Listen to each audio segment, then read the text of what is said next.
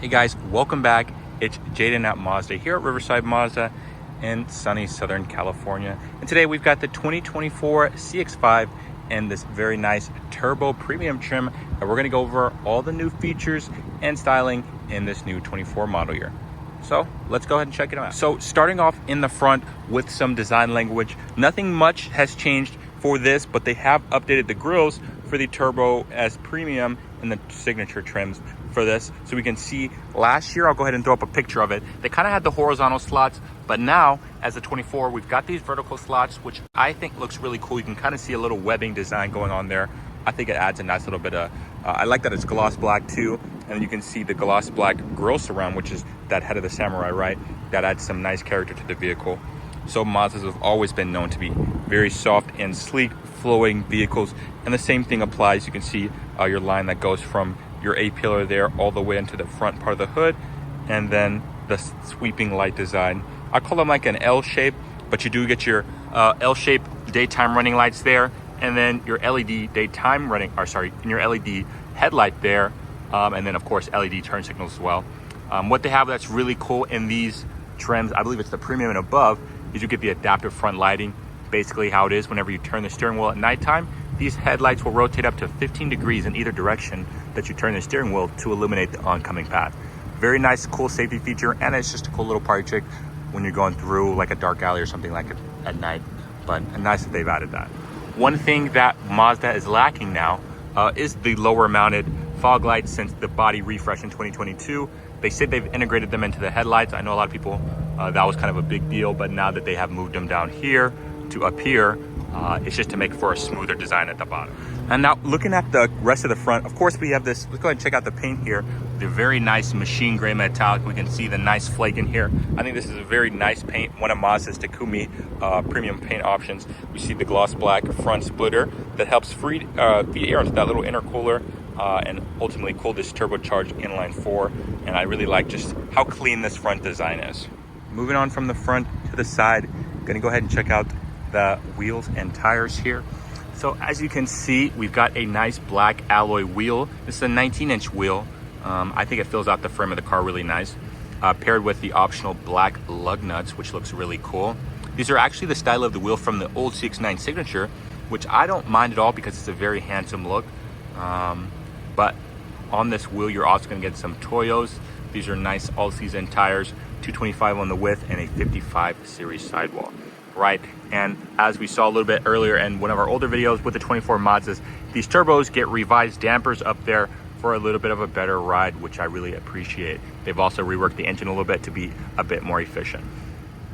Going from the wheels just to the overall side look, we can see once again in this turbo trim, gloss black as far as the cladding for the body.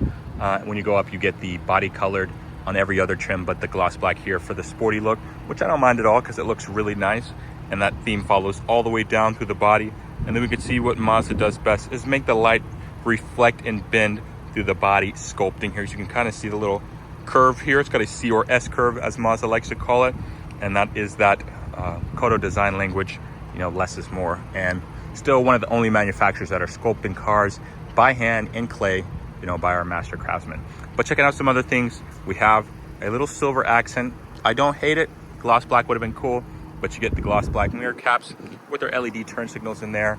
And we have the Gen 1 keyless entry here. So there is a button. On the newer Mazdas, it's just an indentation. You don't have to actually push anything, but that's not a huge deal. And then up top, you can see there's a shark fin antenna up there. And then moving on to the back.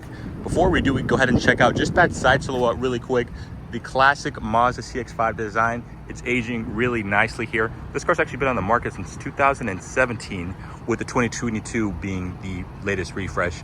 So I believe this has got a couple more years before this gets a full model refresh, seeing how the CX-70 is coming out in the spring of next year.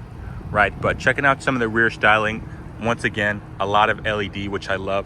LED daytime running lights for your rear, LED turn signals in the middle, and then of course, LED reverse lights. And this overall look is really clean and simple. We see CX-5 because these are a standard all-wheel drive now. Your all-wheel drive badge at the bottom, and of course, this being a turbo trim, we have the Skyactiv G turbo badge.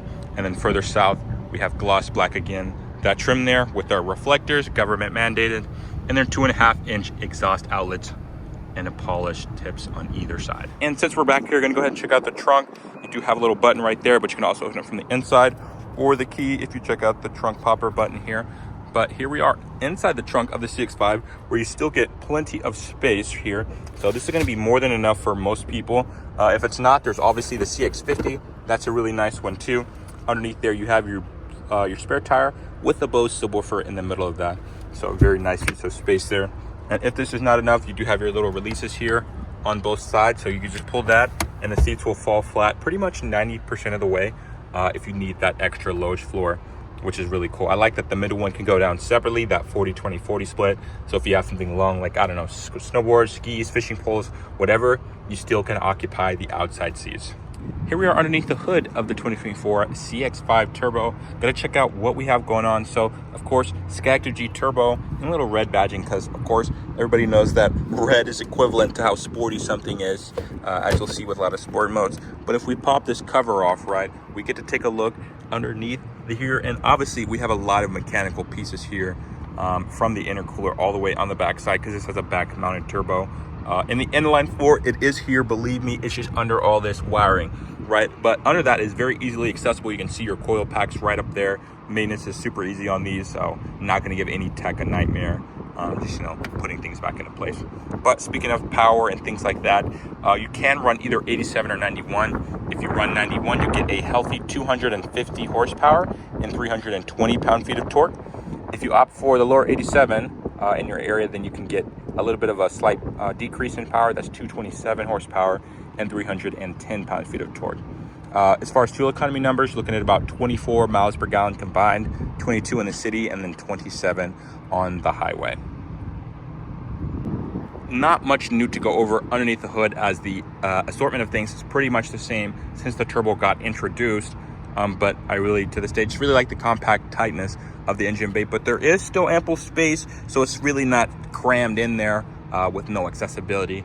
There is room to move around and do maintenance thing. Of course, we're still rocking the old school prop rod, which some people don't like, but that's something that's never going to fail on you. That's something that you're not going to have to replace, and unless you hit it a weird way. So good money saver right there. But overall, a nice design that's aged really, really. And then before we hop in, we're going to check out something that I think is really important: door closing sound.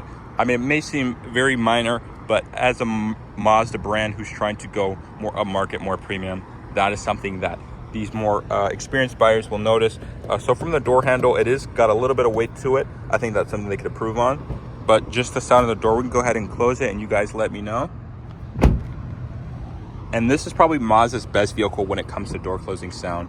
And the weight of the door, it does feel quite hefty, and it does have a nice thunk to it when you close it. It does sound really solid, so that's something I like a lot. Here we are on the inside of the 2024 CX-5. I'm gonna go over some styling features right in the front of us. Checking out the steering wheel. So this is not the premium one, because that does come with the chrome surround, but it does look pretty nice. I wish this was a little bit of leather on the inside. You can see that's kind of plastic, but the steering wheel, we have the nice leather wrap with the red contrast stitching here. It's like a dark red, which looks pretty cool. And then a chrome little bezel piece that was going around here, which is really cool. And everything's quick to touch with the steering wheel as far as using your infotainment. So I like that a lot.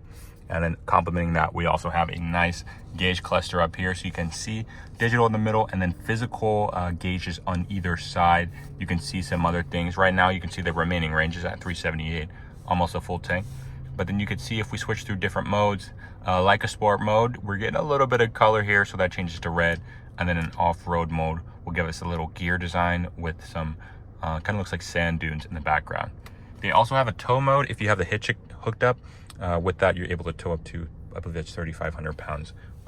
Checking out the door, we have nice leather all around, which is really cool. They changed the way the stitching looks, because this used to be like a rustic orange stitch, but now it's like a darker gray. And then if we look inside at the panels, we can see this has got the molecular makeup of the carbon. If you know your periodic elements or your periodic table at all, you'll recognize that. But pretty cool little design.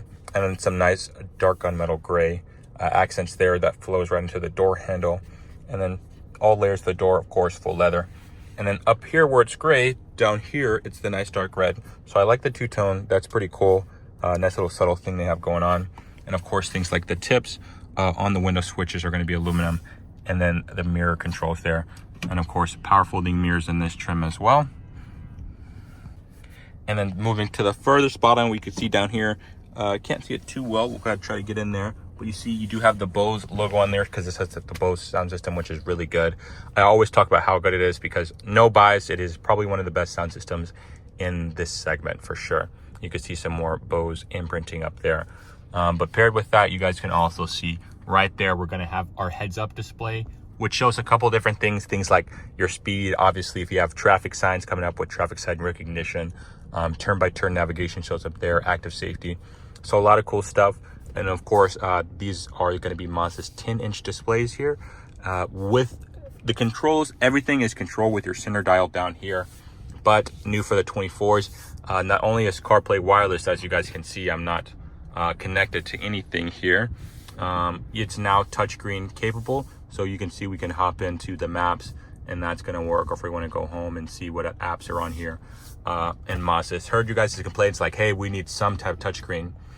So they have given in a little bit, but if we go home here into the Mazda infotainment and try to use a touchscreen, we can see that's still locked out because Mazda's philosophy is safety and they want you to be all eyes on the road. Going down for some other new things besides that, gonna be standard Qi wireless charging in a lot of trims, premium and up. And then in this specific trim with the Turbo Premium, gonna get things like the heated steering wheel, heated and cooled seats, and then everything still physical analog for the buttons here, which I know a lot of people appreciate. Aluminum bezel around the start stop, and this actually has a pretty hefty feel to it. I like that a lot. And then the same dash style that's on the doors, you can see is continued all the way across to the passenger side. And then we have the nice black leather here with the red accent stitch. And I'd say these seats got a little bit more comfortable from last year, but the styling is just getting a bit old. So I really can't wait for an update or the CX-70 to get here stateside. But this is still a very comfortable touring car, tested and proven, extremely reliable. Here we are in the back seat of the 2024 CX-5. Gonna check out space, styling, features, all the above.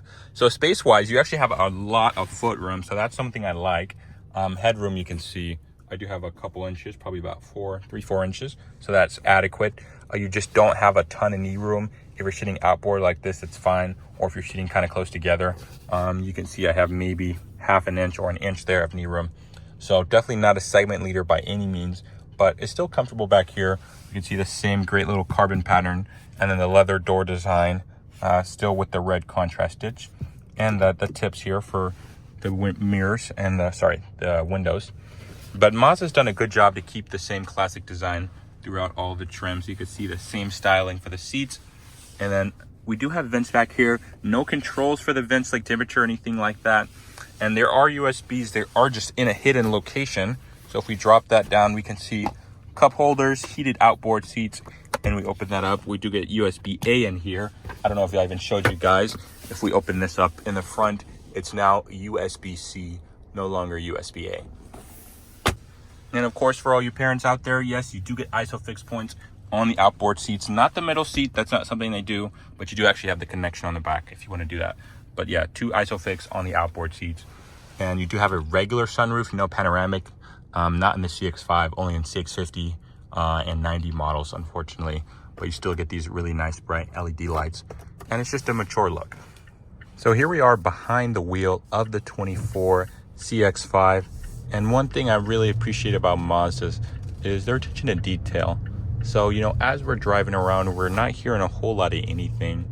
They pay a lot of attention to things like insulation with this thicker windshield glass. You see these A-pillars are fairly thick here. So you're really not hearing much unless you're on throttle because the engine is kind of loud in these cars. So that's probably the loudest thing you'll hear besides the AC. But no, the sound is really good in this as far as outside noise. You're not really hearing too much, right? And obviously that's accompanied with the Imprusa ride dampers, right? So not necessarily like these were uncomfortable before, but they were a bit on the firmer side. I know a lot of people would complain about that, but you can definitely feel now these have a little bit more of a yielding ride. So they're absorbing the bumps a little bit better, I'd say. And I think overall, combined with the seat, they've updated some bolstering. It's definitely made for a more comfortable ride here. And you'll see as we come to a stop right here, no I-stop in this model. I know a lot of people don't like I-stop. That's only on CX-50s at the moment and CX-90s. But we have what we call auto hold. So if we hit that button right there and I take my foot off the brake, the car will still be held still, even if we're at a stop sign here. And I just press the gas again and the brake releases, which is really cool. And as we're driving here, obviously comfort is one of the goals here. But of course, we wanted equal level of sportiness with our Mazdas. That's why we got them right. The Jinbei Itai, horse and rider as one. And the handling on these is superb for the SUV market. Obviously, it's not a sports car by any stretch of the imagination. But compared to other SUVs on the market, definitely Mazda puts their soul into their cars. And they feel very responsive and they have a lot of feedback. Only thing that people maybe dislike about the CX-5 in the turning is it is a little on the heavier side, but it is very accurate where you put this steering, right? You turn it and it's right on the dime. So, I mean, as we go through these turns here, you can see this thing handles it with ease. And if we get on, that turbo is very responsive here.